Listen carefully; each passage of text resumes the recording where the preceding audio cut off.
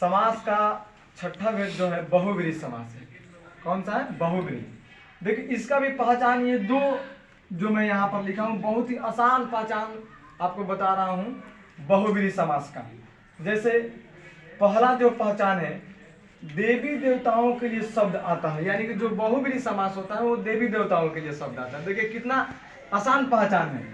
और दूसरा उसका और आसान पहचान है कि यह दोनों पद किसी तीसरे को संकेत करते हैं, अर्थात दोनों पद किसी तीसरे को क्या करते हैं? संकेत करते हैं। हम तो ये पहले से ही जानते हैं कि समास में दो पद होते हैं, एक होता है पूर्व पद, एक होता है उत्तर पद। तो यहाँ उदाहरण के द्वारा भी हम इसको समझेंगे।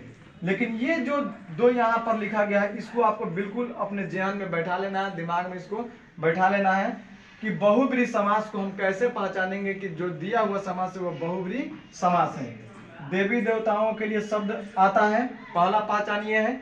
दूसरा है या दोनों पद किसी तीसरे को संकेत करते हैं, यानी कि जो दोनों पद होते हैं वे अपने अर्थ को छोड़ देते हैं और एक तीसरा अर्थ को प्रकट करते हैं। जैसे उदाहरण से देखते हैं। उदाहरण में यहाँ पर समास है और यहाँ पर इसका समास का विग्रह है।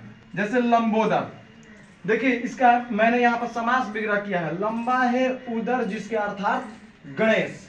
लंबा है उदर जिसके अर्थात गणेश। क्या देखने को मिला?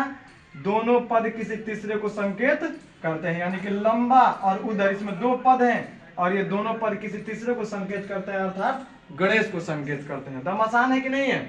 अब यहाँ देखिए दशानन। दस है आनंद जिसके अर्थात रावण। दस है आनंद जिसके अर्थात रावण। तीसरा देखिए चंद्रशेखर।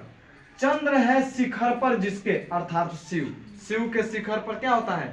चंद्रमा होती है, इसीलिए चंद्र है शिखर पर जिसके अर्थात क्या हो गया है?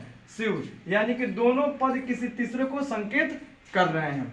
चौथा यहाँ पर दिया गया है बीड़ा पाड़ी। ये आपको कमेंट में बताना कि बीड़ा पाड़ी का समास विग्रह क्या होगा। ठीक है।